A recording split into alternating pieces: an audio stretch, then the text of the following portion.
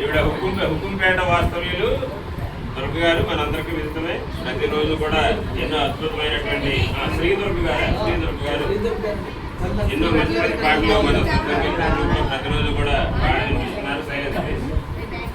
అంచేత వారికి మా గృహప్రవేశ సందర్భంగా మన స్వర సంకీర్తన గ్రూప్ కుటుంబ సభ్యులందరి సమక్షంలో కూడా ఈ విధంగా సన్మానం చేయాలని నిర్ణయించుకొని ఈరోజు ఈ సన్మాన కార్యక్రమం అంటే చంద్రుడికి ఒక నూరిపోగులాగా చాలా చిన్న సత్కారమే మాకు కానీ ఈవిడ సన్మానించుకోవడం మన దృష్టి